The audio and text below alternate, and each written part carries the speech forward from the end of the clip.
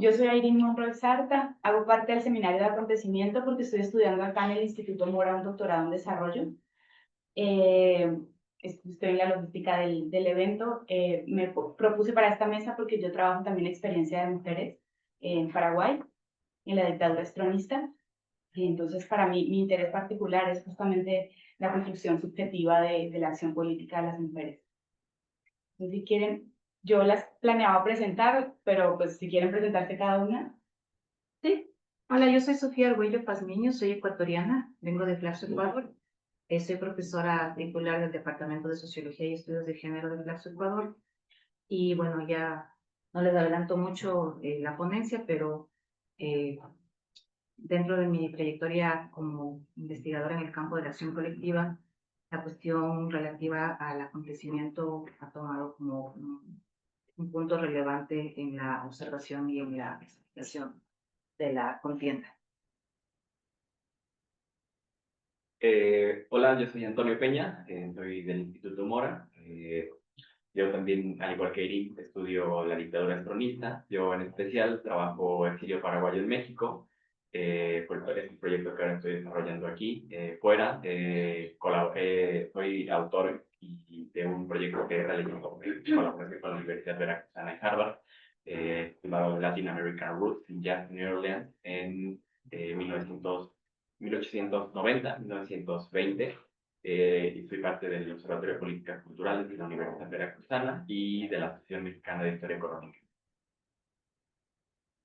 Hola, yo soy Andrea, soy historiadora, estoy terminando mi doctorado en historia en la UNAM y me interesó mucho este coloquio.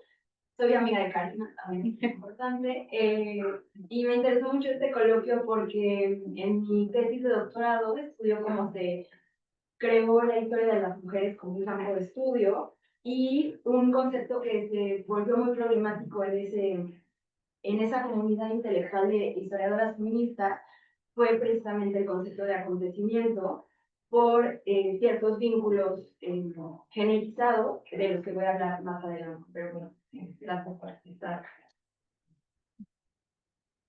Ustedes.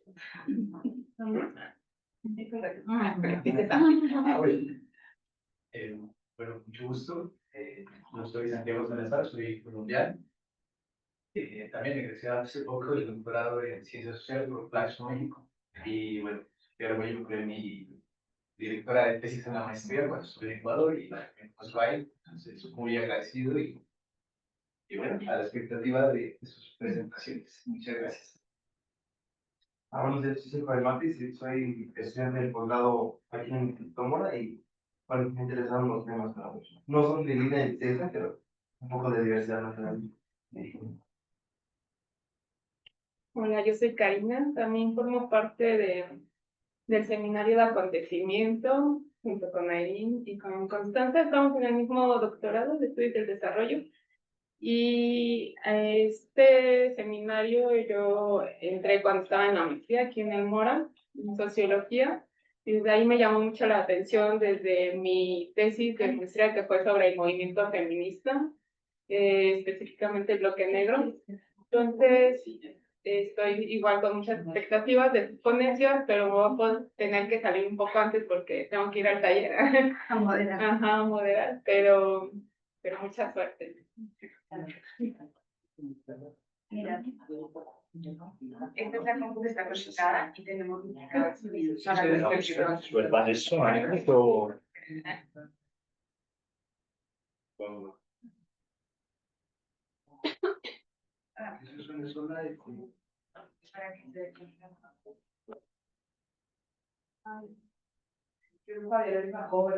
porque no nos escuchamos.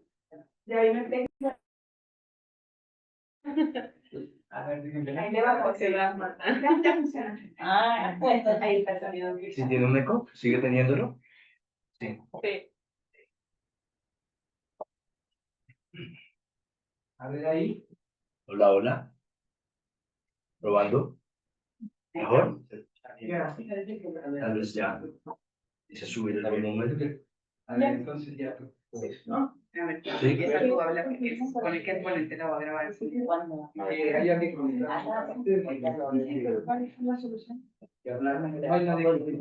No sé, creo que algo modificó luego. Muchas gracias. Perdón. Sabíamos que iba a bajar. Gracias. Gracias. Nada, pues buenos días. Yo soy Juan Sebastián Granada.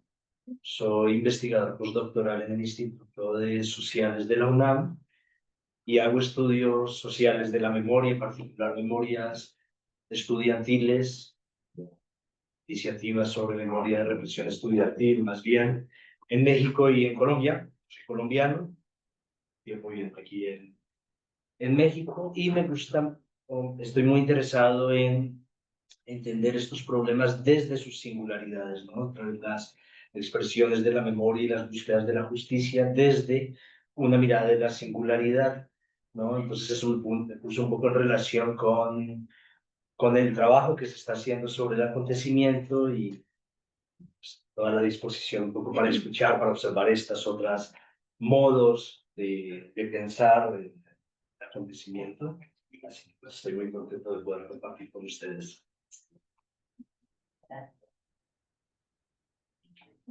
Bueno, soy Constanza, soy estudiante del doctorado acá en el Instituto Mora. También hice mi maestría acá. Y bueno, lo que vengo trabajando es movimientos sociales, particularmente la experiencia de mujeres y ciencias sexogenéricas.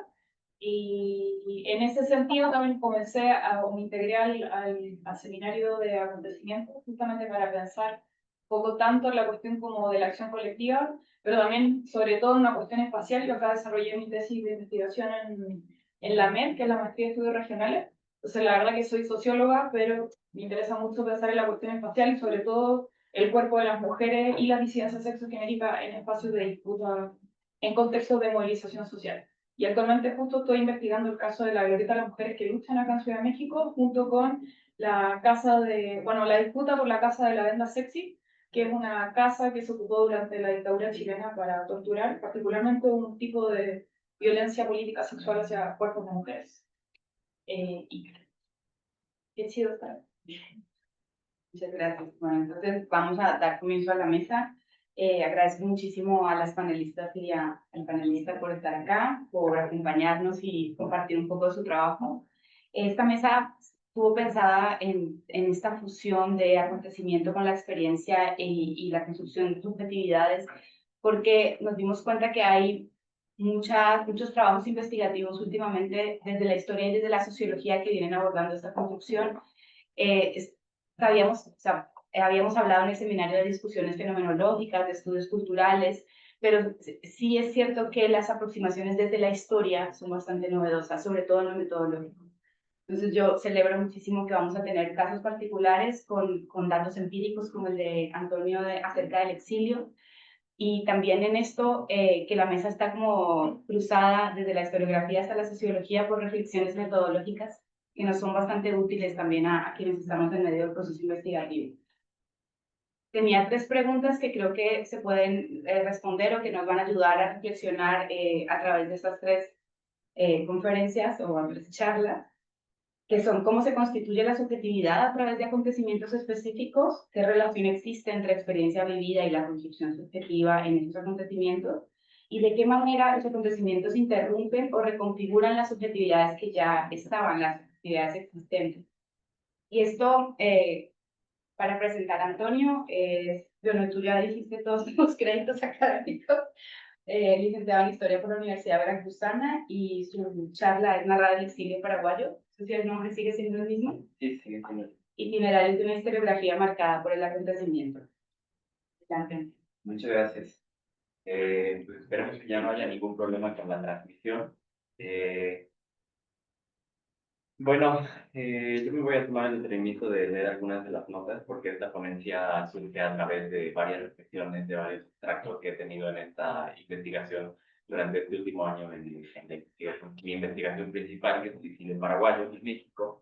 Entonces, en este último año y antes que ya estaba estudiando cuestiones de electronismo, me percaté de varias situaciones que yo creo que caen muy bien en esta mesa, en clave del acontecimiento. En principio, yo pensaba, como la forma de esta ponencia es, hay momentos claves en la historiografía paraguaya que está marcada por el estronismo. Es una historiografía, la historiografía del siglo XX paraguaya trata directamente casi gran parte del estronismo. El estronismo es el mediador de lo que se produce también en la academia paraguaya, ¿no? Vale, y si no fuera el estronismo serían también las dictaduras. Paraguay ha estado en demasiadas dictaduras, entonces mi propuesta es pues entender en este caso un proceso que es el exilio político en clave de acontecimiento, es decir, bueno, voy a empezar a leer algunas de las cosas que yo tengo aquí anotadas. Uno de los primeros pensamientos que yo tuve es que la historiografía contemporánea se ha distanciado de las narrativas lineales y puramente nacionales para incorporar perspectivas críticas sobre cómo las sociedades recuerdan traumas colectivos, ¿no? Países que han sufrido violencia, las memorias del pasado emergen pugna, plagadas de conflictos y silencios. En este caso, la dictadura estronista de 1954 a 1989, con Alfredo Stroessner Matheuda, forma parte de esta historia reciente del Paraguay, un periodo que estuvo marcado por la violencia, la censura, violación de derechos humanos y un momento que está marcado durante toda esta longevidad de la dictadura, que es el exilio paraguayo. En este contexto, en términos de memoria pública, términos como memoria pública, olvido deliberado y acontecimiento traumático se vuelven claves para entender cómo se narra o se omite lo ocurrido. Como verán en el título, yo coloqué historiografía, entonces en términos breves, podemos entender la historiografía como el acto de escribir la historia y por otro como las obras que ya están escritas sobre un tema y finalmente el análisis crítico del propio oficio del historiador. Aquí en esta ponencia abordaremos tres partes, ¿no? Cómo se ha escrito el exilio, qué obras y qué testimonios conforman este corpus, y por otra parte, cómo reflexiona la disciplina histórica sobre este pasado traumático. La propuesta pues, de esta ponencia es examinar cómo se ha narrado el exilio paraguayo en clave de acontecimientos, siguiendo autores como Michel de Certeau o Paul Ricoeur, y consideramos que el exilio pues, no solo es como un hecho social, sino también como un acontecimiento histórico y una irrupción que fracturó los marcos de comprensión habituales. Es decir, que generó un exceso de sentido y dejó huellas allí que se han estado tratando de reconstruir en la historiografía. El exilio, como ya les mencioné, más que un hecho social, constituye un acontecimiento que fractura la experiencia humana y obliga a repensar la narración histórica. Cuando un grupo de personas es forzado a salir de su país, se produce cierta ruptura en su cotidianidad en la cual Ricoeur denomina una ruptura por esta irrupción del acontecimiento, entendida como una falla que resquebraja desde dentro de la propia historia. Tal acontecimiento pues desborda las explicaciones disponibles y exige nuevos marcos para entender estos procesos. El exilio, por ende, es inesperado, es traumático y deja una huella, entre un montón de adjetivos más. Para quienes lo vivieron, supuso toparse como con lo impensable y reconstruir su identidad en tierras extrañas. En este caso, el exilio paraguayo irrumpe en la historia nacional como un acontecimiento, como un antes y un después que no puede integrarse plenamente sin reconfigurar el relato histórico, ¿no? La historia de Paraguay del siglo XX está mediada por el exilio. La dictadura de Alfredo Stroessner, como pueden ver en esta gráfica, no se alcanza a ver aquí la referencia, pero para no tener problemas de autoría, este cuadro sale de una página que es Ventanas Abiertas, que es una síntesis del informe final de la Comisión de la Verdad y de la Justicia. Esa página yo la recomiendo, Aileen me la sugirió, yo no la conocía, allí vienen publicadas básicamente toda la información sobre la dictadura estronista. Vienen también cómics, datos duros.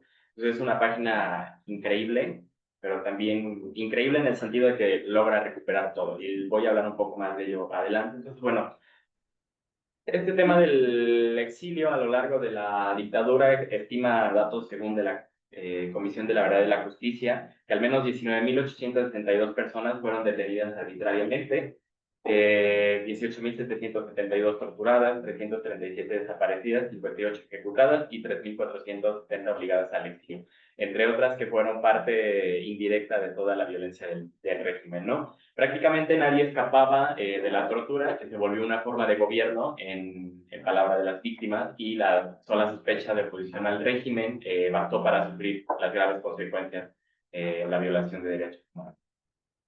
Esta dictadura pues generó un exilio masivo de los paraguayos que se sumaron a comunidades ya existentes, particularmente en Argentina, a diferencia de Chile, Uruguay o Argentina, que fueron por periodos determinados los exilios. En Paraguay gran parte del siglo XX estuvo marcado por el exilio. Además, la dictadura estonista pues aumentó el número de exiliados a otros países, ¿no? Podríamos decir, en términos de José Gauss, que fue un destierro prolongado, casi ininterrumpido y que abarcó varias generaciones, que el exilio fue generacional, se compartió, fue heredado, y además de esto, pues, el propio régimen supo explotar esta capacidad dentro del marco de la Guerra Fría, la doctrina de seguridad nacional, presentándose como una dictadura anticomunista, ¿no? La dictadura que dificultó que los exiliados paraguayos lograran visibilizar su causa ante la opinión pública, y además llevó a que el exilio fuera tanto prolongado como silenciado, y una de las ramas que la historiografía recientemente ha comenzado a estudiar, ¿no? No es casual pues, que se considere que el exilio paraguayo es uno de los menos investigados de la región en el siglo XX, y pues ahora es una de las preguntas que a mí me surge: ¿cómo se ha narrado este exilio en la historiografía, ¿no? En otras palabras, ¿qué itinerarios han seguido el conocimiento histórico y la memoria de dar cuenta de esta experiencia colectiva que es el exilio? Y esto me llevó a pensar que bueno, yo lo logré, yo lo interpreté de esta manera, como 4 momentos que la historiografía nos muestra, diferentes momentos donde hay cierto interés más que interés y compromiso por estudiar la dictadura estonista, por estudiar el exilio desde diferentes perspectivas. Esto es un mega resumen porque, bueno, hay un montón de trabajos. Bueno, no intento presentarles un balance historiográfico tal cual, pero sí es como útil retomar lo que se ha publicado, de qué manera se ha hablado, por qué se ha hablado de esta parte. Y bueno, el primero que nos atiende es pensar en la producción académica nacional, que en realidad ha sido una investigación bastante limitada y tardía. Hace apenas unos años yo creo que ha sido esta renovación por estudiar el exilio paraguayo y en general la dictadura estronista. Entonces, hay ciertas excepciones. Hace poco, pues, la historiografía se mantenía ahí en un margen bastante tradicional, centrado más en la política interna o en la economía, y ahora se empieza a abordar, como hay un artículo que escribió Matías Borba en 2024, se titula Estrategias de militancia y el largo exilio de Carlos Pastore y el Partido Liberal Paraguayo, en donde hace esta crítica a que hay una necesidad por estudiar el exilio paraguayo porque es un caso poco trabajado, ¿no? Entonces en la Academia Nacional se ha propuesto salir también de esa esfera, y han empezado a surgir trabajos o los propios informes de la Comisión de la Verdad y la Justicia de 2004 a 2008, en donde han dedicado volúmenes dedicados plenamente al exilio, ¿no? Además, el exilio como violación de derechos humanos, un análisis cronológico y testimonios que documentan este fenómeno. Del mismo modo, el Museo de la Justicia y el Centro de Documentación y Archivo del Terror en Asunción han impulsado varias investigaciones que nos dan pistas sobre este tema del exilio. En especial, una de las publicaciones es mi informe, Los archivos secretos de la policía de Stroessner, de Alfredo Bocia, González y Rosa Palau, publicado en el 2006. Se ha nutrido de estos documentos que han sido desclasificados y que ellos tuvieron la intención de pesquisar dentro de este ámbito, ¿no?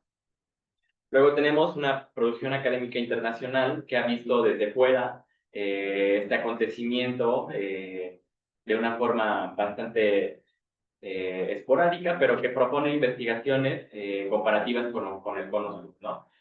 A medida, sin duda, utilizadas por el tema del exilio chileno, el uruguayo, el argentino, pero que no dejan a un lado el tema de Paraguay, ¿no? Y sigue siendo una de las ramas principales hacer este tipo de trabajos comparativos, sobre todo pues, el estudio de los exilios latinoamericanos en la Guerra Fría, y hay investigadores como Luis Roniger, Mario Snachter, Stegman y otros que han publicado un trabajo recientemente que es el exilio masivo de paraguayos y su retorno selectivo, que está precisamente enmarcado en este tema del proyecto un proyecto regional sobre exilios y diásporas en el Cono Sur, y donde allí se examina el tema del desplazamiento de los paraguayos a países limítrofes, Argentina, Brasil, Bolivia.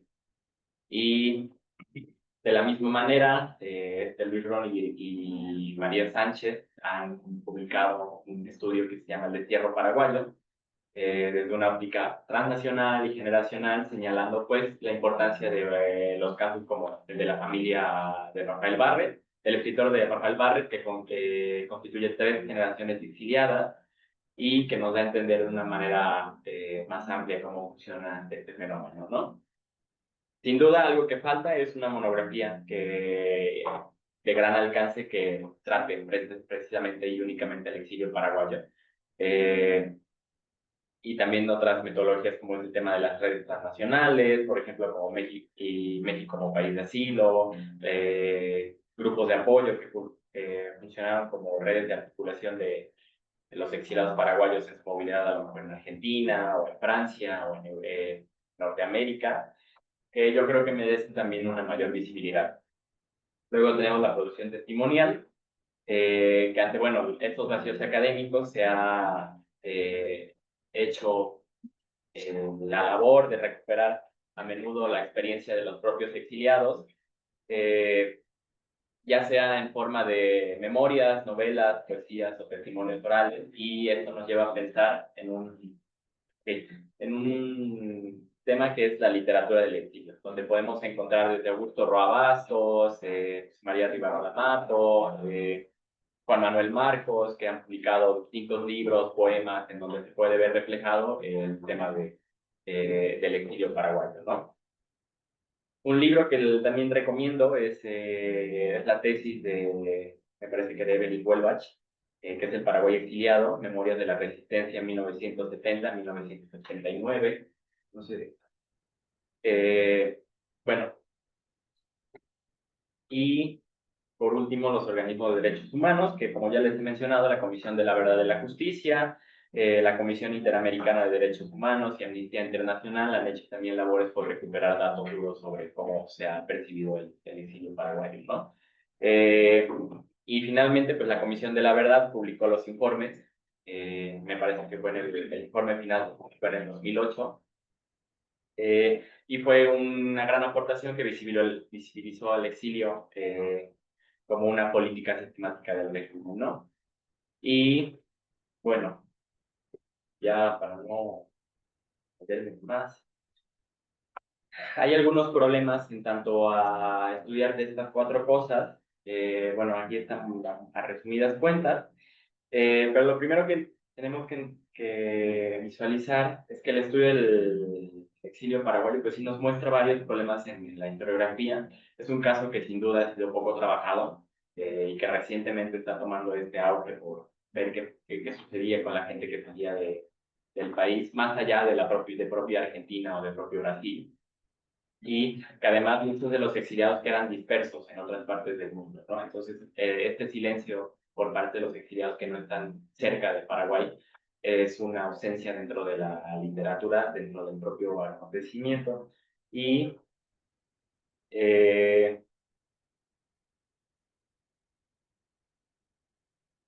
bueno, ya para concluir, para no alargarme más,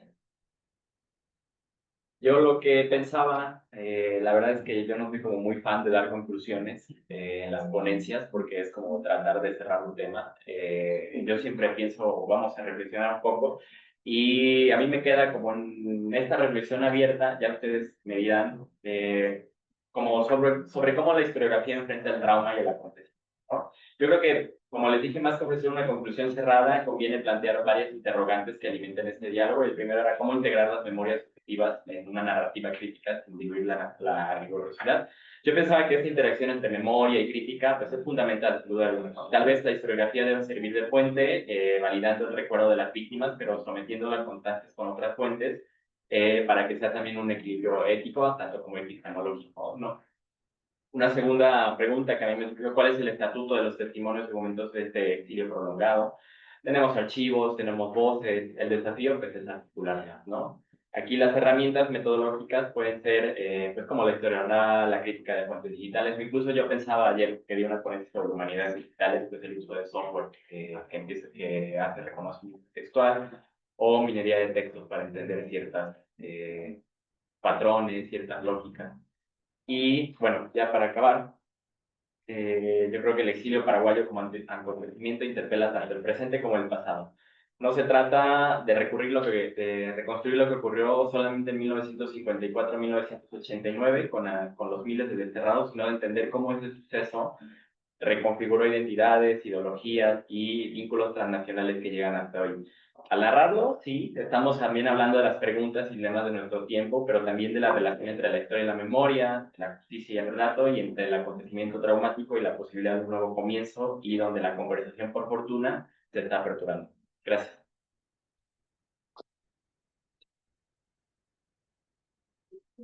Muchas gracias.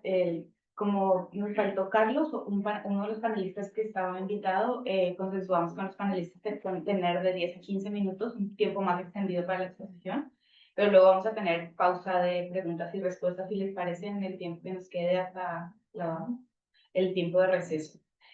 Muchas gracias, Antonio. A continuación, la doctora Andrea Madero nos va a presentar su exposición. Ella es licenciada, maestra y doctorante en Historia por la UNAM, egresada del Diplomado en Relaciones de Género del CIE. Es autora de artículos especializados sobre historia de los feminismos e historia de las mujeres y forma parte del Consejo de Redacción de la revista Fractal de la Universidad Iberoamericana. ¿Tu charla sigue teniendo el mismo nombre? No me acuerdo cómo lo dije. Nos acompaña con la charla La producción historiográfica del acontecimiento como tecnología del género. Sí, sí. Muy bien. Bueno, pues muchas gracias por la invitación a este coloquio, que es súper interesante. Y bueno, quisiera comenzar antes del texto, atendiendo la pregunta acerca de cuál es la relación entre estas reflexiones y la producción de subjetividades. Y justo la propuesta de esta ponencia es que la historiografía, con una idea que les quiero compartir hoy, una hipótesis de imaginar la historiografía como una tecnología del género, puede considerarse como un dispositivo que produce esas subjetividades. No solo, pero en el ejemplo que les voy a compartir, en un sentido tradicional del orden de género. Entonces, bueno, voy a ir leyendo, comentando, para no perderme. Pero bueno, el objetivo de esta ponencia es explicar el concepto tradicional de acontecimiento en la historiografía, adoptado desde los inicios de la profesionalización de la disciplina a finales del siglo XIX. Explicaré que este concepto tuvo asociaciones muy estrechas con la esfera pública y con un sujeto histórico implícitamente imaginado como masculino. Entonces aquí el ejemplo que voy a mencionar es un manual de historiografía de Charles Langlois y Charles Eichmann, pero este programa tradicional, digamos, se puede encontrar en otros textos como de Gustav Droysen, se me ocurre por el momento, pero como crítica a este carácter masculinizado, utilizaré la perspectiva de género para mostrar que dichas lógicas de asociación conceptual entre lo histórico, lo público y lo masculino pueden ser interpretadas como tecnologías del género, siguiendo este concepto que es padrísimo de Teresa de Lauretis, que entiendo, esto es una cita, como las técnicas y estrategias discursivas por las cuales es construido el género. Entonces, esta intervención se divide en 3 momentos. Primero vamos a hablar del concepto tradicional de acontecimientos, su origen en sus bases androcéntricas, y después de cómo es que este concepto puede ser pensado como tecnología de ciencia.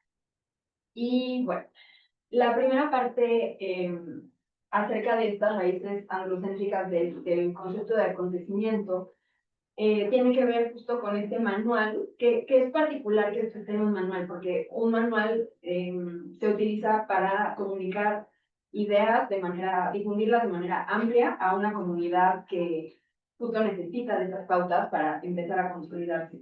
Entonces, en 1897 se publica este manual que se llama Introducción a los Estudios Históricos por la Landgrave Novos. Y ahí lo que los autores buscan hacer es articular el método científico de la historia, cuya base era el documento material, ¿no? Entonces, en esta forma de hacer historia, el documento fue entendido como una vía empírica. Esto quiere decir que es mediado por la experiencia, aunque indirecta, hacia el acontecimiento. Si tomamos esto como un silogismo, podemos deducir en su connotación tradicional entonces la historia es la ciencia que estudia los acontecimientos del pasado mediante el documento. Este acontecimiento en la historia supone estudiar ese acontecimiento que la historia supone estudiar fue conceptualizado por los autores como un juicio de afirmación sobre una realidad. Y al ser este proceso considerado como empírico, parece que su percepción es inmediata. Esto significa sin ninguna suerte de mediación. Entonces, este discurso histórico se entiende a sí mismo como un discurso donde existe una relación de identidad entre palabra y realidad. Que bueno, vamos a ver que hay críticas importantes desde los feminismos a esta forma de entender el mundo, ¿no? Se sigue que la realidad exterior pasa directamente al documento y a partir de su observación, el acontecimiento es conocido por el historiador, quien lo puede comunicar mediante la escritura de la historia a Occidente. Entonces aquí es un concepto problemático en el sentido de que a pesar de que se presenta como obvio, como inmediato y como un ejercicio orientado por la objetividad, los mismos autores afirman que no todos los hechos adquieren el grado de acontecimiento. Entonces aquí la cosa se empieza a complicar porque implica, desde luego, criterios de relevancia y jerarquización de la realidad histórica, ¿no? Entonces, a propósito apuntan que un mismo hecho puede ser histórico o no, según cómo se considere. El carácter histórico no reside en los acontecimientos en sí, sino en el modo como nos enfrentamos a ellos. Pero aquí la pregunta es, ¿a qué se refieren con ese modo para aproximarse a los acontecimientos? Y una posible vía, creo, para pensar este problema es ver que el acontecimiento no es una categoría dada de manera pura o transparente, sino que es producto de ya ciertas mediaciones y elecciones que el autor o la autora están poniendo en práctica en investigación. Entonces, los autores también brindan al acontecimiento el carácter de parteaguas entre distintos periodos en el devenir histórico. Entonces, por ejemplo, suponen que existe en la historia, en el devenir, ciertos acontecimientos con la capacidad de transformar distintos ámbitos de la sociedad. Y lo que esto representa, esta noción de acontecimiento representa un cambio frente al pasado y una apertura novedosa, radical en algunos casos, hacia un nuevo periodo. Entonces, en el texto de Landgrave Novos, en este manual, hay algunos indicios para deducir que los acontecimientos que tienen la capacidad de delimitar los periodos en la historia son de tipo político. Y esta deducción se basa en un ejercicio analítico a partir de indicios en el texto a la Ginsburg. Y ellos ponen ejemplos, por ejemplo, como la Reforma, la Revolución Francesa, y como vemos, otorgan este grado de acontecimiento o parteaguas a eventos que sucedieron, uno, en la esfera pública, ¿no? Y que tienen que ver con alguna institución o algún ente político como una nación. Entonces, esa es una primera pista de lo que significa el acontecimiento en este marco historiográfico. Y podemos ir viendo que la operación a través de la cual un acontecimiento obtiene este grado de histórico también tiene que ver con dónde sucede. O sea, tiene una forma de desplegarse espacialmente que también informa la jerarquía sobre lo que consideran o no acontecimientos. Y este ámbito de lo público ha sido específicamente criticado por los feminismos del siglo XX, desde finales del siglo XX.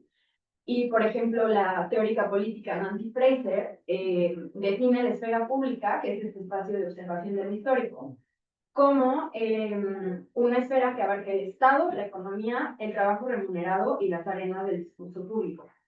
Entonces aquí, si lo vamos un poco poniendo en diálogo con la propuesta de Langlois y Novos, vemos que ellos es ahí justo en la esfera pública donde observan qué sucede en la historia, es el lugar del acontecimiento, y eso es lo que buscan en los documentos. Entonces aquí vamos viendo poco a poco cómo se va creando una clave de información, una clave de observación, perdón, de las fuentes. Entonces se va derrumbando un poco esa afirmación de la inmediatez. Entonces, es chistoso porque en el texto los autores sí mencionan la vida privada, las costumbres, incluso la condición de las mujeres, pero no les brindan este mismo grado de acontecimiento a estos ámbitos. Este grado de acontecimiento está reservado exclusivamente para las cuestiones de la esfera pública.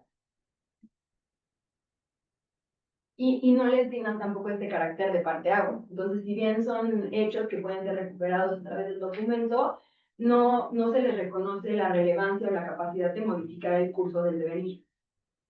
Entonces, esto convierte al concepto de acontecimiento en un problema epistemológico y no, como lo plantean los autores, como una realidad objetiva accesible. No es una cuestión ontológica, empírica, como se plantea, sino epistemológica, porque forma parte del proceso de conocimiento histórico informado por cuestiones políticas, de género, que vamos a ir desglosando a continuación.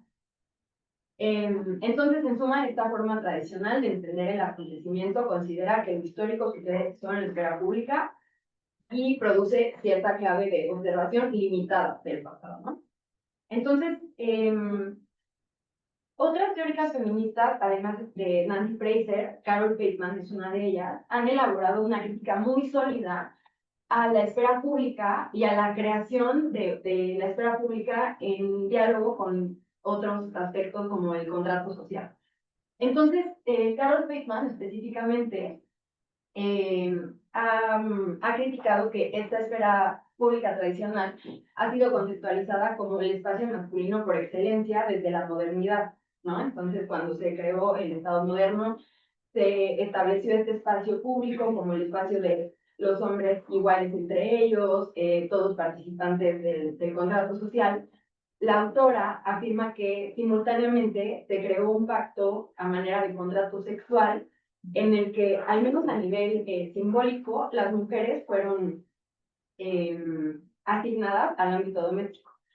Esto, desde luego, no es verdad, ¿no? O sea, siempre ha habido mujeres en todos los ámbitos históricos, sociales, políticos, económicos, pero simbólicamente tiene un peso relevante porque esto informa la manera en la que se va contando la historia y a su vez va produciendo una subjetividad interesante y mediada y sesgada de la participación de las mujeres en lo histórico. Entonces, retomando el planteamiento del primer punto que revisamos, si la esfera pública es considerada el espacio donde sucede el acontecimiento, y si lo público también ha sido imaginado como masculino, podemos decir que la historia se convierte así en la narración de los acontecimientos llevados a cabo por un sujeto masculino en la esfera pública.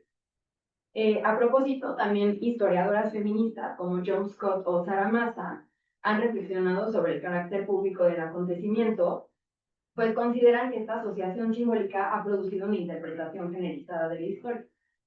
Y quisiera insistir de nuevo en este aspecto simbólico, porque, bueno, ya vimos, ¿no? Siempre hay muchos registros de que las mujeres han estado siempre participando en la vida social, política, e incluso han sido actoras claves en estos procesos, como en la Revolución Francesa es un buen ejemplo con la toma de la Bastilla, o sea, en el acontecimiento que se narra como inaugural de la Revolución Francesa, las mujeres fueron sujetas clave. Sin embargo, es producido como un acontecimiento masculino de la esfera pública a nivel historiográfico. Y a pesar de la falsedad de esta premisa de la exclusión de las mujeres de estos acontecimientos, La institución de esta división teórica tan tajante es reafirmada por autores como Jürgen Habermas, desde luego Jean-Jacques Rousseau, y ha resultado en una forma de interpretar los documentos que solo puede observar y solo puede interpretar como historia la esfera pública. Esto fue muy criticado hacia los 70 en el siglo XX, justo por una desproporción importante entre historiografía y temáticas sobre historia de las mujeres y otras subjetividades, frente a la historia de progreso de un sujeto masculino y blanco, desde luego. Entonces, esto no quiere decir que haya una ausencia radical de fuentes de mujeres o de la esfera privada a nivel del archivo, sino que como la clave de observación es androcéntrica, basada en esta triada del masculino, público y histórico, impide su observación. Entonces hay como una nube que no permite observar cosas que están en el archivo, o sea, que a nivel documental están ahí. Entonces, con esto podemos ofrecer una crítica a la afirmación de Landois y Lobos acerca de que el acontecimiento se percibe de manera empírica en el documento. Porque lo que vemos hasta acá es que hay una suerte de economía de lo histórico que se asigna de manera discrecional, dependiendo dónde suceda un acontecimiento, quién lo lleve a cabo, y quién lo narre, también eso es importante. Ok, y a ver, me voy a ir un poco más rápido. ¿Cómo vamos de tiempo? Que quedan 3 minutos. Ah, ok, super. Muy bien. Entonces, la premisa tentativa de esta intervención es que el concepto de acontecimiento en este sentido se puede interpretar como una tecnología del género, que es la propuesta analítica de esta presentación, porque este concepto de la tecnología del género alude al conjunto de técnicas y estrategias discursivas por las cuales se construyó el género. Entonces aquí el tema de lo discursivo es relevante porque no tiene tanto peso la presencia documentada de mujeres en el pasado, sino que lo que pesa ahí es el discurso historiográfico que se produce. Y es ese discurso historiográfico lo que produce la ausencia de las mujeres. No es que esté ontológicamente en el pasado, sino que es producto de un proceso epistemológico. Entonces, de acuerdo con Teresa de Lauretis, estas tecnologías promueven cierta representación del género, y aunque operan a nivel de la representación, esto puede ser a nivel de teorías, a nivel de libros de historia, tienen implicaciones concretas o reales en la vida de los individuos. Entonces, de Lauretis aquí otorga a estas tecnologías una capacidad productiva que se ejerce mediante cierto discurso. Entonces, aquí, con lo que me gustaría terminar mi intervención es que una historiografía tradicional que tiene como base el concepto de acontecimiento, así como lo revisamos hoy, no nada más reprime a las mujeres en la historiografía o produce una ausencia vacía de significado, sino que a partir de esa ausencia también está produciendo una subjetividad de las mujeres como sujetas pasivas, irrelevantes, marginales, cuando a nivel documental se pueden contar otras historias. Entonces, creo que la combinación de estas perspectivas de los estudios culturales, como de Teresa de Lauretis, permiten abrir el discurso histórico más allá de una respuesta final, como decía el compañero, y ofrecer justo interpretaciones más a nivel epistemológico y en las cuales el acontecimiento tiene todavía un carácter sumamente importante. Entonces, también esta reflexión conceptual nos sirve para ver cómo es que las disciplinas no tienen un tránsito lineal en el tiempo en el que van nada más superando cuestiones que ya no sirven o que se van criticando por movimientos sociales, nuevas subjetividades en la historia, sino que son narrativas, discursos y estrategias que vuelven a aparecer o que están ahí persistiendo constantemente de manera esporádica, pero que este tipo de análisis de tipo epistemológico y conceptual, insisto, permiten justo pensarlo en función de sus condiciones de posibilidad y no tanto en el sentido de ir superando un discurso, sino esto al final es una invitación a mantenernos alerta de qué tipo de historias estamos contando, cuál es el significado y las definiciones de los conceptos que utilizamos Y bueno, sin duda, siendo el acontecimiento un concepto tan importante para las ciencias sociales, creo que es importante también tener en mente estas precauciones y, y nada más. Esto. Muchas gracias.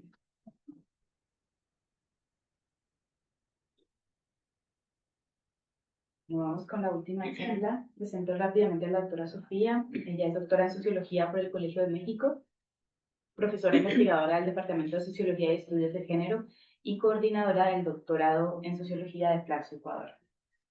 Tu charla se llama... Un poquito le cambié. Bueno, entonces tú lo anuncias. Muchas gracias por estar acá.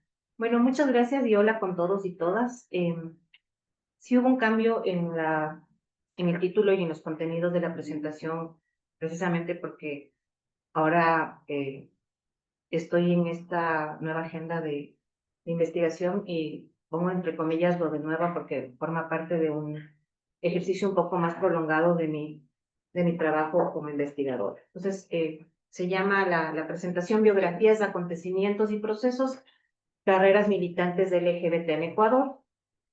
Y me parece interesante las discusiones que hemos tenido previamente con Antonio y con Andrea, que vienen más del ámbito de la historia y de la historiografía, a un tránsito que yo les voy a presentar, que está situado en la sociología histórica, en un sustrato de la sociología histórica, entre otros elementos, y que tienen que ver con lo que particularmente señalaba ahora Andrea, de cómo podemos ver la historiografía como una tecnología de género, y acá pues yo les voy a seguir con lo que ya vimos discutiendo previamente. Entonces voy a hacer una exposición que tiene situado, o se sitúa en tres puntos. Primero voy a hacer unos breves antecedentes de la agenda de investigación con la que yo trabajo, luego unas preguntas que están situadas en esta nueva, como les digo, nueva entre comillas, agenda de pesquisa, y algunas notas analíticas que son más bien notas teórico-metodológicas que siempre están en construcción. También para decirles que eh, yo tengo una postura muy ecléctica y desordenada, y cuando digo desordenada quiere decir que estoy con muchas ideas en la cabeza y siempre tengo más preguntas que respuestas, entonces espero dejarles también esas preguntas y no necesariamente plantearles resultados. Bueno, como les decía, estoy ahora en esta agenda sobre biografías, acontecimientos y procesos, sobre, más bien haciendo un seguimiento de las carreras militantes del LGBT en Ecuador, porque en 2027, en 2 años más, se van a cumplir 30 años de la despenalización de la homosexualidad en Ecuador, en donde pues yo también soy parte eh, muy, muy situada y entrometida de este proceso, porque pues empecé la investigación cuando era estudiante de sociología de pregrado, pues y he venido acompañando por 30 años todo el proceso de politización de las agendas LGBT en mi país y también en México cuando hice mi investigación de doctorado. Entonces, un poco señalarles esto porque forma parte de preguntas que no son resueltas y que constantemente yo las hago al estudiar la politización de los colectivos LGBT o la politización de la sexualidad a través de la acción colectiva LGBT en Ecuador y en otros países, pero sobre todo ahora en Ecuador, y situada en los estudios de la acción colectiva y los movimientos sociales. Entonces, en ese sentido, constantemente yo me pregunto cómo seguir estudiando la acción colectiva y los movimientos sociales. Es una pregunta recurrente, que les digo, ya viene marcada por 30 años de trabajo y de inquietudes. También preguntar cómo se va desdibujando este objeto analítico para explicar la política contenciosa, la política en términos de a partir del conflicto, de entender cómo se construyen los agravios, la injusticia, cómo se lucha por marcos de injusticia, por formas de desigualdad que atraviesan la política. Y también preguntarnos cómo salir de la coyuntura para dar cuenta del proceso y el cambio social. Eso es un tema súper importante. Les digo porque, bueno, aterricé hace 2 días de Ecuador y en Ecuador estamos ahora en el tercer paro nacional. Venimos desde el 2019. 2019 fue el primer gran paro, el 2022 el segundo y ahora estamos en un tercer paro. Entonces, claro, hay como muchos trabajos muy apresurados, y no quiero decir que con apresurados sean menos rigurosos, pero que se centran en la coyuntura del proceso contencioso. Y creo que uno de los grandes aprendizajes que he tenido, tomando también en consideración lo que decía Andrea, sobre qué implica haber estudiado la política o la politización de las identidades LGBT, es que ese objeto empírico particular me posibilitó precisamente entender cómo se politiza lo más íntimo y privado que es vivir en un cuerpo y en una identidad no normativa. ¿Sí? Entonces, estuve como un poco del otro lado porque pues no me problematicé tanto qué pasa con esta forma en la que se politiza lo más íntimo, sino que se politiza el partido. Preguntarle cómo se politiza lo personal, que es una pregunta clásica de los feminismos. Y no es un tema menor, quiero decirles, porque también en la literatura sobre la politización siempre se centra la mirada en la cuestión de la publicidad como algo que está situado en lo público, o sea, el acontecimiento como algo que está publicitado, no como ese intermedio y esa forma en la que el yo se moviliza en una historia colectiva y en un proceso amplio, estructurado, tanto del orden normativo como de la forma en la que se construyen más eventos más específicos. Entonces, estos antecedentes yo creo que son relevantes porque sí es un llamado de atención a que podamos ver cómo el objeto empírico ilumina las observaciones analíticas. Entonces, en todo este enrollo, pues yo estaba, yo pensaba y yo estaba como muy interesada en tener como punto de partida ahora el recurso biográfico para resamblar el acontecimiento y el cambio. ¿Sí? Era como volver desde otra mirada metodológica y técnica a dar cuenta de algo que yo ya he venido estudiando por mucho tiempo. ¿Sí? Entonces era precisamente hacerme preguntas de, ya no voy a tomar las entrevistas a profundidad para darle fuerza al acontecimiento o al evento, o para remarcar hitos que ya conocemos en la literatura sobre el caso que estudio, o para seguir insistiendo en elementos que ya se han dicho en torno a la manera en la que se han construido las agendas de los movimientos, entre comillas, LGBT en Ecuador. Entonces, dije, yo voy a empezar ahora por lo más íntimo, por rastrear esa biografía marcada por incluso escuchas distintas que no solemos tener a veces los y las sociólogas que queremos anclarnos en situar el evento así, ¿no es cierto?, monumental y heroico en la explicación de nuestros trabajos.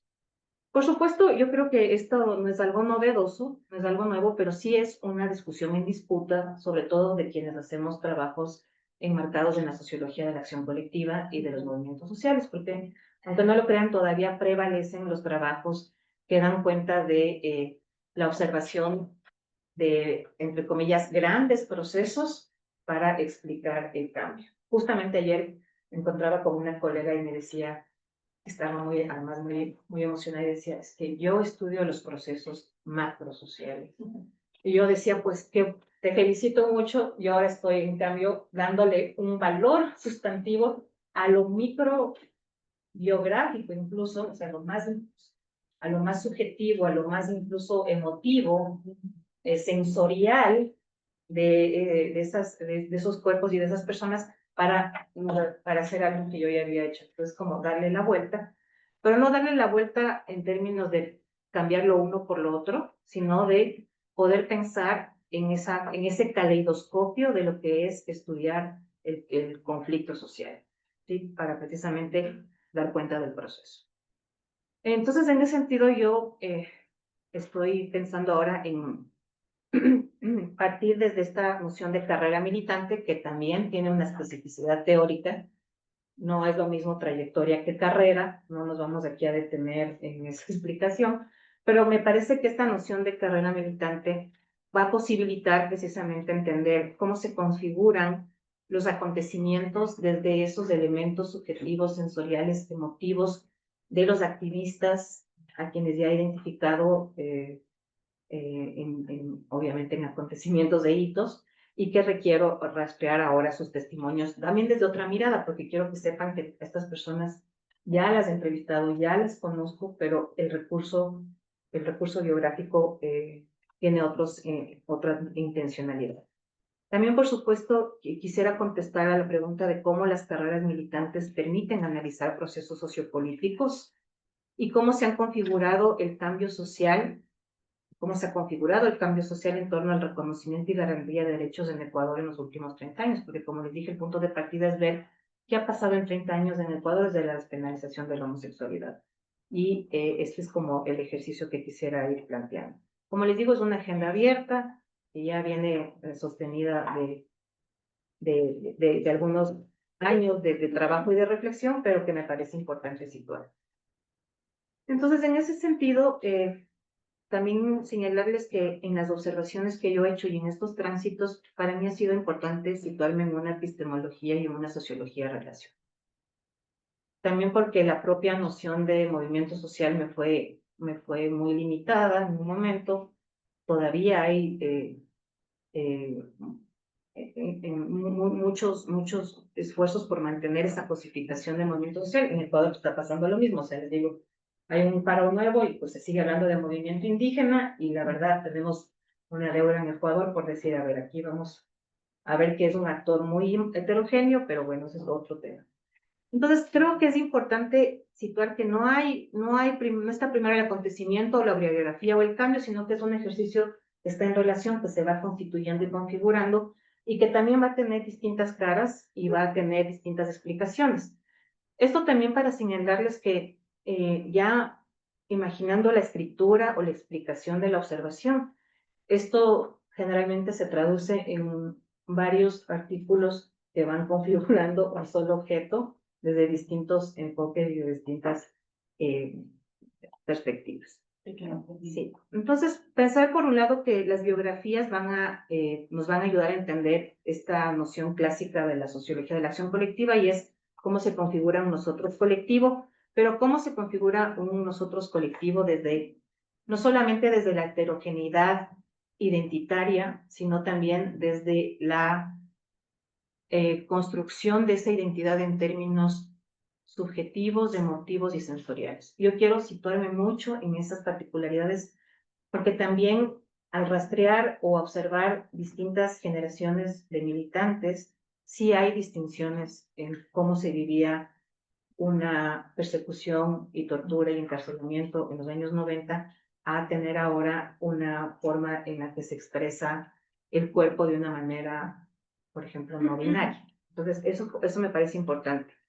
Por otro lado, me parece sustantivo que esta noción o esta perspectiva o recurso biográfico nos ayuda a entender las carreras militantes para identificar y analizar acontecimientos específicos múltiples, más allá de los hitos que generalmente ya tenemos preconfigurados. ¿Qué les pasa que dicen, a ver, vamos a estudiar esto? Ya tenemos de literatura, decimos hito 1, 2 y 3.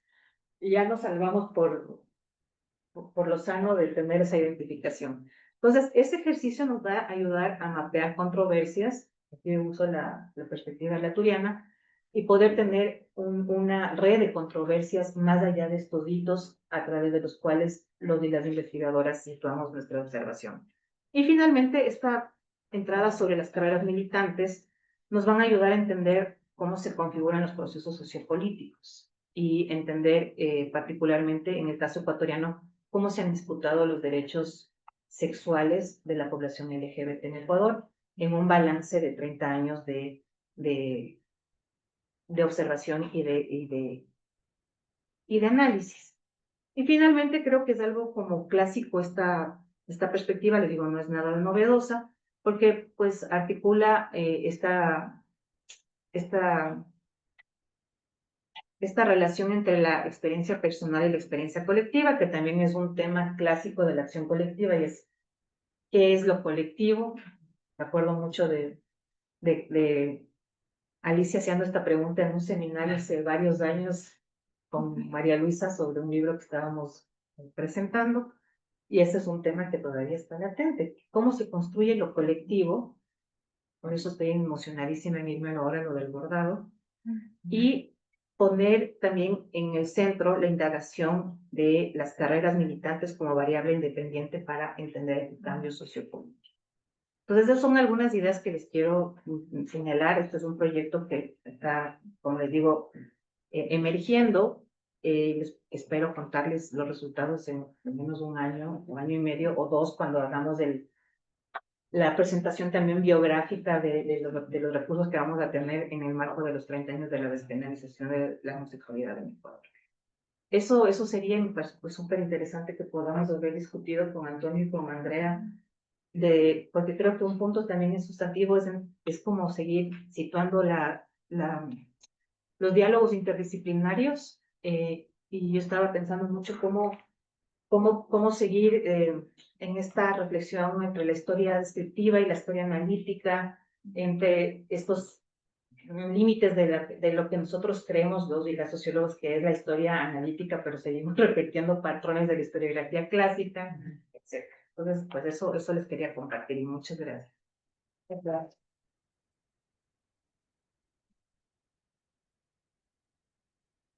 ¿Les parece que abrimos para preguntas? Sí. Muchas gracias de verdad por tus presentaciones. Me parece que son como que entran mucho en diálogo y me ayudan a pensar mi propio caso. Yo quería hacerles, tengo preguntas para cada uno, cosas muy puntuales. Antonio, en tu presentación tú nos hablabas de este gran tema de complejidad de pensar el exilio y mencionabas como una diferencia entre hecho social, acontecimiento, ruptura. Y entonces yo quería preguntarte eso, como, ¿en qué sentido distingues la idea de hecho social de acontecimiento y en particular cómo en tu propia investigación logras o intentas pensar, desde dónde pues, pensar un acontecimiento prolongado como el exilio? No me interesa mucho pensar eso. Clave de memorias, ¿no? Como yo decía al inicio, es un poco mi estudio. Andrea, está buenísimo esto de intentar pensar la tecnología de la narración y la construcción de las negociaciones desde el género. Y yo quería preguntarte, entiendo que tal vez por la duración, ¿no? Por la estructura de la presentación, tú nos hablarás de Langlois y Signo-Vos, pero pensando en la historiografía francesa, ¿no? O sea, lo mencionaste de pasada hablando de los 70 y de las críticas, pues hay todo un proceso en donde que desaparece el acontecimiento, ¿no? En los anales, y luego reaparece, ¿no? Y está Arlette Farge, ¿no? Está Michel Perrault intentando repensar el acontecimiento desde la voz además particular de las mujeres, y quería saber si hay algo de eso que resuena con tu propia construcción de estas subjetividades de género en las tecnologías de narrar la historiografía. Y, perdón, y ya rápidamente lo último, Sofía, con respecto a este tema, digamos, de pensar la biografía para entender el acontecimiento, ¿no? Y para pensar lo micro, yo quería preguntarte eh, sobre la materialidad un poco de narrar estas vidas más allá de las representaciones, ¿no? Si de alguna manera tal vez este tema del giro afectivo te has encontrado en algo en algún momento de tu investigación con el giro afectivo para pensar en estas formas en las que surge y se construye el acontecimiento de la implicación en el campo LGBT plus en el caso ecuatoriano. Nada, mil gracias por lo que van a decir al respecto. Si son pertinentes, no las tengan en cuenta. Gracias. ¿Alguno más? Bueno, la verdad es que buenísimas las presentaciones. Muchas gracias por todo lo explicado. En mi caso, yo no vengo mucho de esa literatura tanto, ¿no? Del envejecimiento, pero también del proceso, y bueno, creo que ha sido una clase fenomenal para mí en mi punto en este punto de estar muy humilde de poder escuchar nuevamente. Rápidamente también, creo que me parece súper interesante también empezar con Antonio sobre este punto en el que se va haciendo como un rastro del proceso. Se me asemeja mucho a y quería preguntar sobre el forma metodológica porque se tiene, no sé, como un enfoque también de base de procesos con process tracing, no sé si lo estaban pensando metodológicamente desde allí, pero también ver este punto de hasta qué, digamos, incidencia tienen con estos datos de la Comisión de la Verdad, precisamente para hacerse incidentes dentro de este mismo proceso. Ustedes también utilizaron, no sé, otras fuentes, por ejemplo, de la Comisión de la Verdad en Colombia, o han visto como que algo de lo que ha pasado también en México para poder, no sé si como decirlo, una especie de motivación o de también inferir como ese punto de esos datos que me parecen buenísimos y agradezco por eso.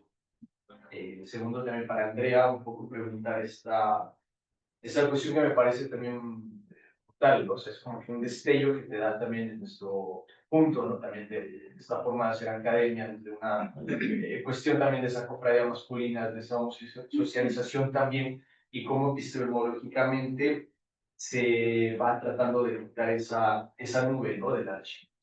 Eso me pareció genial, pero yo quería preguntarte también, o sea, ¿cómo llegaste a esa reflexión también epistemológica a partir de todo esto justamente que nos acabas de explicar, ¿no? O sea, de la narrativa, del discurso, de la estrategia, del análisis, y cómo se da esa reflexión también conceptual, si quieres, dentro de una disciplina, que evidentemente también ha sido permeada por hombres, históricamente pues también se guarda eso. Y pues con nosotros, pues como siempre, es un placer, te digo otra vez, verte a tener de maestra. O sea, en mi caso, te digo, así ha sido muy genial y volverte a escuchar resulta siempre maravilloso. Y también, ¿cómo vas llegando a ese punto, ¿no? De lo subjetivo, lo objetivo y lo sensorial? O sea, ¿cómo llegas a esto y cómo lo sigues construyendo y cómo te lo sigues replanteando en ese proceso de la búsqueda, ¿no? O sea, ¿qué te lleva y cómo vas así de cara a tu agenda para que nos adelantes un poco de lo que se viene después en tus resultados? Muchas gracias.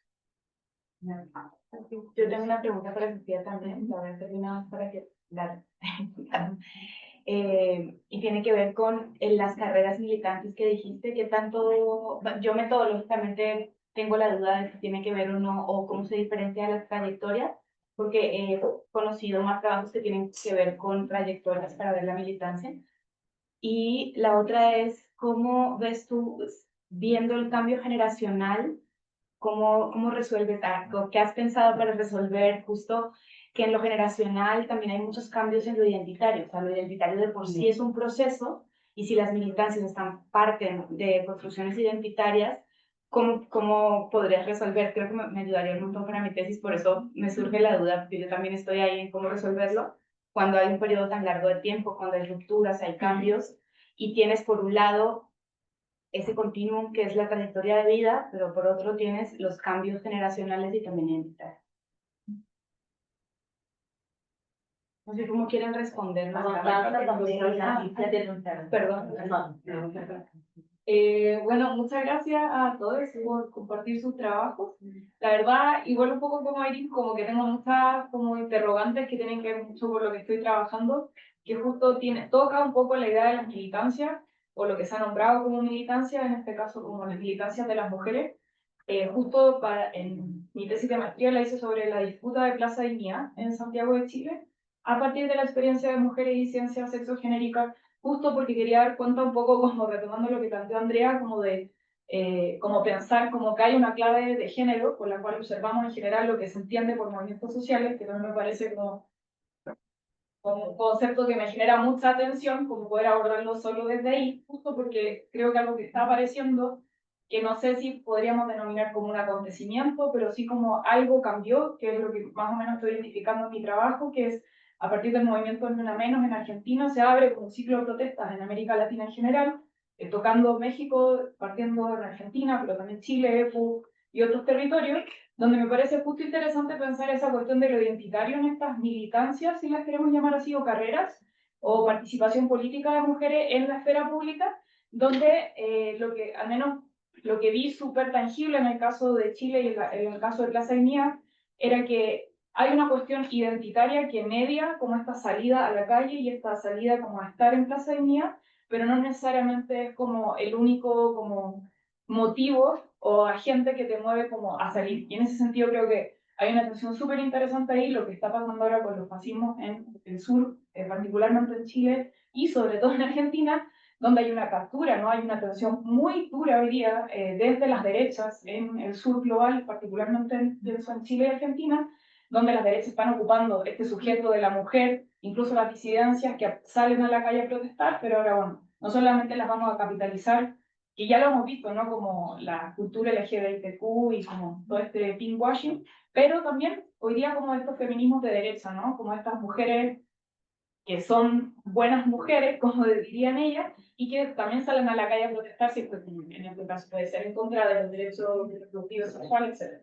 Entonces, como que a mí lo que justo me pareció súper interesante la revuelta, y creo que lo he visto un poco con EPU de algunas compas que conozco de allá, lo que estaba como viendo, pero no estaba allá, es justo ver eso, como que hay un movimiento que puede partir desde una violencia, una experiencia como mujer o como persona no binaria, como persona indígena, pero una vez ahí en la protesta, cuando hay que armar la olla común, cuando hay que estar ahí, ya esas diferencias o esas identidades son un motivo, más bien no son el único lugar por el cual uno puede participar y tampoco es el lugar de salida, ¿no? En el caso de Plaza Dignidad, la revuelta, eran muchas personas diversas las que participaron ahí y no, o sea, obviamente habían tensiones, el ser mujer en ese espacio, en un espacio público, que es masculinizado, la protesta es masculinizada y hay una violencia específica hacia el cuerpo de las mujeres y disidencia, pero aún así creo que no era como el único motivo. Entonces como que pensaba mucho en eso, como si nos puedes contar un poco qué estás viendo de eso y como esas tensiones también de que tienen las identidades, ¿no? Que creo que justo los feminismos hoy día tenemos que hablar de eso, porque quizás acá en México no lo tenemos tan presente, pero viendo un poco lo que pasa en Argentina, creo que hay que darnos como el tiempo y justo la profundidad y pensarlo desde otros lugares, justo desde los afectos, de lo sensorial, y no solo de estos lugares que hemos aprendido que son los movimientos sociales o estas militancias clásicas, que ya sabemos que ni mujeres ni disidencia hemos encajado ahí, y no vamos a encajar ni hoy día, ni ayer, ni pasado, entonces como que tenemos que justo dar estos espacios de pensar en quizás en otros conceptos, en otras ideas para, como sí, conversar. Bueno, yo me disculpo hasta ahorita que llegué, pero hablamos en varias mesas. Una muy rápida, si da tiempo, si no lo podemos conversar afuera, pero la coloco acá. Sofía, ¿cómo estás imaginando el vínculo entre, digamos, estos acontecimientos personales y esos acontecimientos, grandes acontecimientos, ¿no? O lo nuevo que emerge, no los hitos que ya tomamos, el 68, entonces además es una repetición de el 68, no sé qué, ¿de acuerdo? O el temblor, ¿no? Acá en México el temblor del 85 era idem, participó, todos los movidos sociedad civil. O sea, ya empezó después a haber toda una serie de cuestionamientos, pero ¿cómo? Entonces, bueno, la pregunta muy puntual es esos acontecimientos personales, esa forma en la que la gente te va a ir narrando, te va narrando, te narró ya en tus entrevistas, en tus biografías, en entrevistas biográficas. Sí, esto en clave de acontecimental o como esto. Y eso otro que ya es como ese acontecimiento público. También, obviamente, tiene que ver con las preguntas que yo traigo de ese cruce, ¿no? Entre ese gran y además el acontecimiento ya muy marcado como el acontecimiento, suceso, evento, como lo podamos llamar, y otros que la gente dice que tú como investigador encontramos. Entonces, mira, nadie había pensado en esto, pero para la comunidad o para el pueblo o para la calle, el cierre de tal cosa les produjo una cantidad de información. Entonces, ese cruce, ¿no? ¿Cómo lo estás imaginando? Si da tiempo. Si no, habrá tiempo para conversar. Como quieren responder ustedes en el orden que expusieron. Sí. Bueno, sí, ya. Ahora me cae el 20 de que sí son tres categorías, pero tienen una lógica.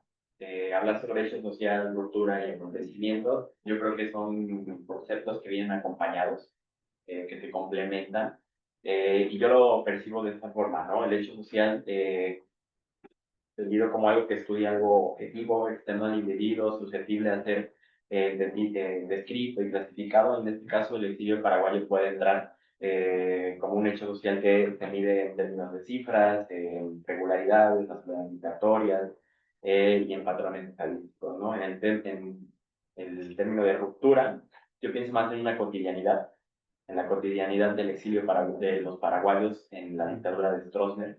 Es decir, me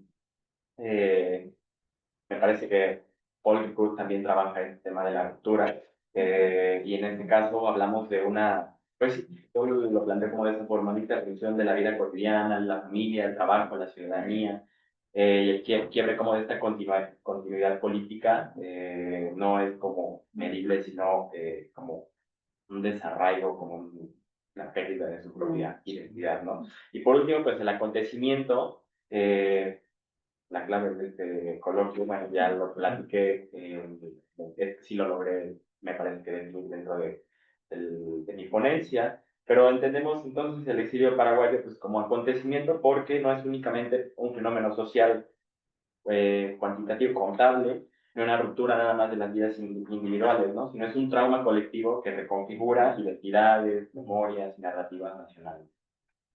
Es decir, que supone reinterpretar la historia del Paraguay del siglo XX y que más allá de los márgenes de la dictadura, también hay otros motivos que nos llevan a estudiar esto. A lo mejor pongo, por ejemplo, mi tema de investigación, que es redes transnacionales, ¿no? A ver, ¿me repites tu nombre, por Santiago. Santiago. La verdad es que no te escuché, creo que me dijiste un término que no es en español. Es de un rastreo de procesos. Ajá. Como metodología para... Sí, es que no te escuché muy bien, perdóname, pero no quería interrumpir. Ah, Pero mira, te voy a platicar como a grandes rasgos cómo es que la Comisión de la Verdad y la Justicia se fue conformando para llegar a estos informes finales. Yo en realidad no es que haya hecho todo un seguimiento, sino es que gracias a esta bibliografía que ha publicado para... En realidad te puedo platicar que, y ahí tal vez no me dejes mentir, que el tema de la búsqueda de archivos y todo esto es muy complicado en Paraguay porque la censura es horrible, fue horrible durante la dictadura, se quemaron archivos, se perdieron. Y entonces yo por eso sugería mucho esta página de Ventanas Abiertas. Ventanas Abiertas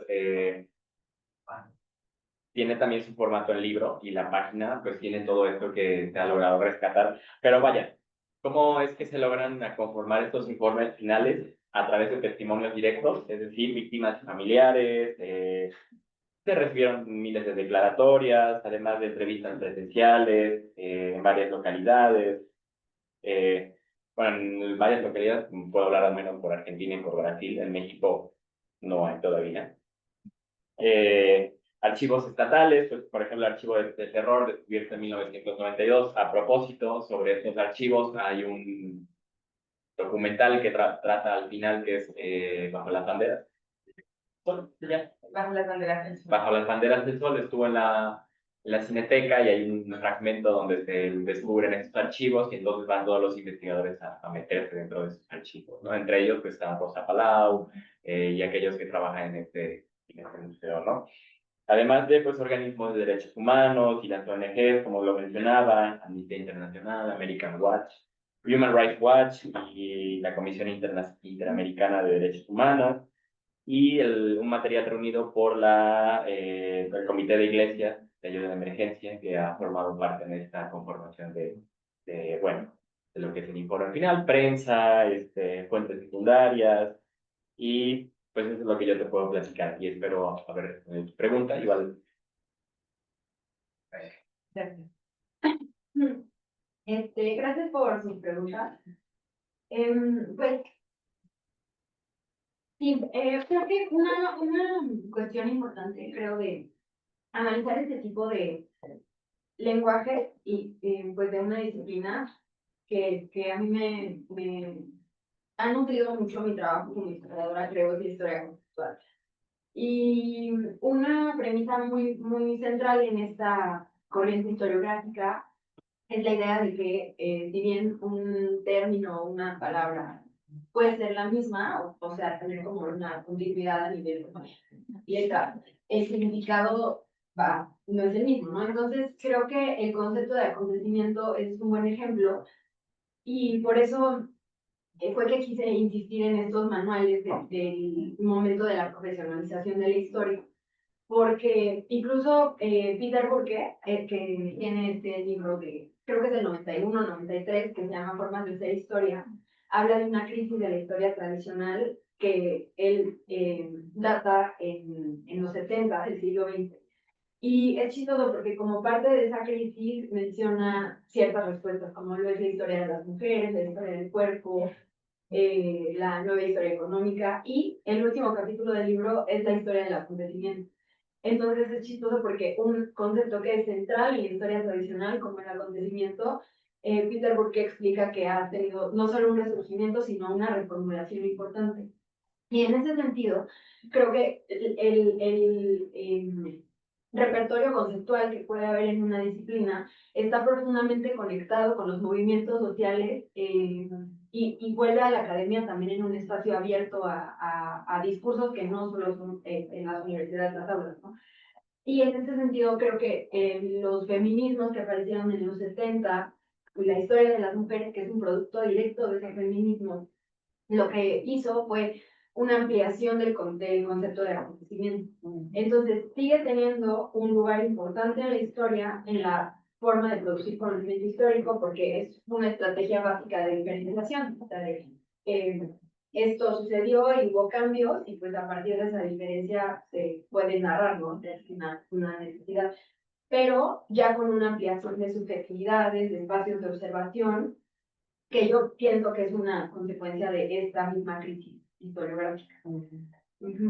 Y para responder la pregunta de Santiago, que me gustó mucho esa pregunta también, creo que llegué aquí por 2 vías a este planteamiento que les compartí hoy. La primera es en hay una colega en el Instituto de Históricas que se llama Diana, que dice: puedes ver a las mujeres en los archivos siempre y cuando busques a las mujeres en los archivos. Entonces, por este tipo de estrategias de observación y sesgos androcéntricos, muchas veces ahí están los datos, ahí están las fuentes, pero no se interpreta como histórica. Entonces, a la hora de tú como investigador, proponerte a partir de una pregunta de investigación clara de ver a las mujeres, las vas a encontrar, porque de verdad que están en todos lados, en todos los archivos, siempre hay mención a las mujeres. Incluso en sociedades que se consideran como muy patriarcales, como para decirlo en términos rápidos, siempre hay resistencia, siempre hay grietas para las prácticas de libertad, vínculos, producción de significados. Y es muy bonito poder encontrar eso y reconocerlo a nivel del archivo. Esa es una vía. Y la otra vía es que, como parte de mi tesis del doctorado, estudié cómo se configuró una red de historiadoras que profesionalizó la historia de las mujeres a nivel universitario, ¿no? Y entonces ella también fue un ejercicio muy bonito, porque ellas hicieron un rastreo de una tradición historiográfica de mujeres historiadoras de las mujeres. Está un poco redundante esto, pero ellas también como historiadoras han hecho ese ejercicio de, pues sí, de búsqueda de historiografía escrita por mujeres y sobre mujeres. Y a partir de ahí, ya justo no me dio tiempo a mencionar este concepto, pero se produjo lo que yo considero una contrahistoriografía o un contrapúblico, para retomar el concepto de Nancy Fraser, frente al público hegemónico que es la historia tradicional. Entonces, por esas 2 vías, archivo e historiografía, contrahistoriografía.